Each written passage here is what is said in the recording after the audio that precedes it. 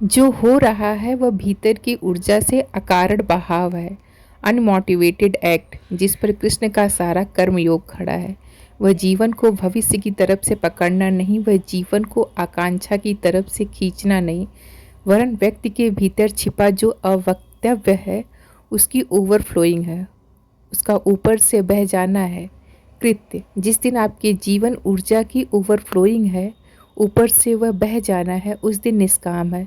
और जब तक भविष्य के लिए किसी कारण से बहना है तब तक सकाम है। सकाम कर्मयोग नहीं है, निष्काम कर्मयोग है। इसे कोई फर्क नहीं पड़ता कि वह कामना भविष्य की, स्वर्ग की, मोक्ष की, परमात्मा की। इससे कोई फर्क नहीं पड़ता। अगर एक व्यक्ति मंदिर में भजन गा रहा है और इस भजन में भी इतनी कामना है कि ईश्वर को पालूं, तो यह भजन व्यर्थ हो गया, यह भजन योग न रहा। ईश्वर को पाने की कामना भी कामना ही है, और कामना से कभी ईश्वर पाया नहीं जा सकता। ईश्वर तो निष्कामना में उपलब्ध है। अगर भजन में इतनी भी कामना है कि ईश्वर को पालूं तो भजन व्यर्थ हुआ। अगर प्रार्थना में इतनी भी मांग है कि तेरे दर्शन हो जाए तो प्रार्थना व्यर्थ हो गई।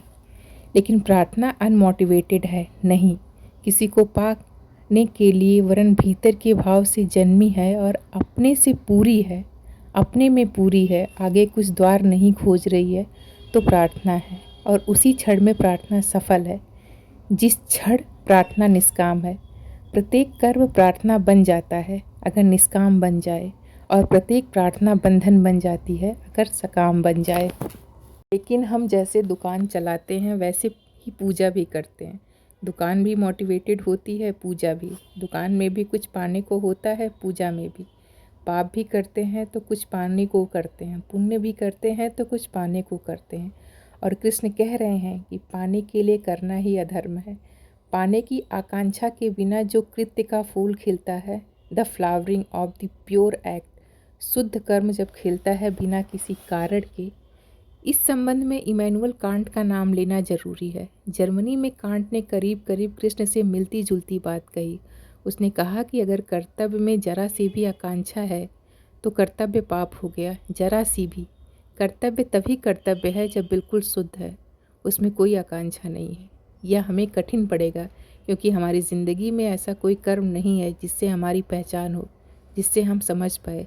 लेकिन ऐसे कर्म के लिए खोले जा सकते हैं, ऐसे कर्म के द्वार खोले जा सकते हैं। मैंने कहा, रास्ते पर एक आदमी है, उसका छाता गिर गया है। आप छाता उठाएं, दे दें, और छाता उठाकर देते समय भीतर देखते रहें कि कोई मांग तो नहीं उठती। सिर्फ देखते रहें, छाता उठाकर दें और अपने रास्ते पर चल पड़े, और भीतर देखते रहें कि कोई मांग तो नहीं उठती।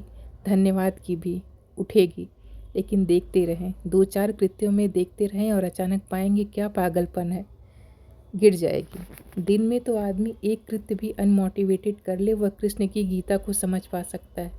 एक कृत्य भी 24 घंटे में अनमोटिवेटेड कर ले, जिसमें कि कुछ ना हो, चेतन अचेतन कोई मांग ना हो, बस किया और हट गए और चले गए, तो कृष्ण की गीता को और कृष्ण के कर्मयोग को समझने का मार्ग खुल जाएगा।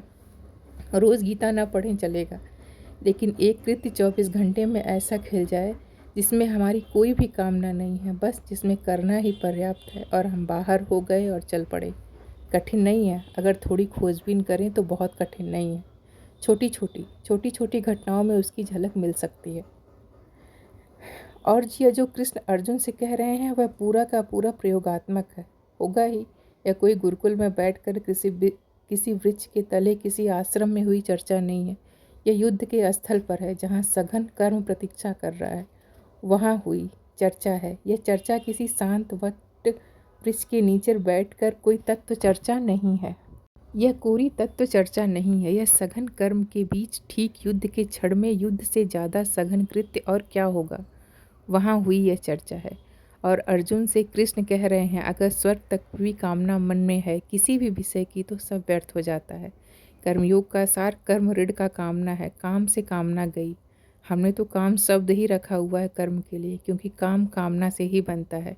हम तो कहते हैं काम वही है जो कामना से चलता है, लेकिन कृष्ण कहते हैं काम से अगर कामना घट जाए तो कर्मयोग तो फिर साधारण कर्म नहीं रह जाता, वह योग बन जाता है। और योग बन जाए तो न पाप है, न पुण्य है, न बंधन है, न मुक्ति है, दोनों के बाहर है व्यक्ति।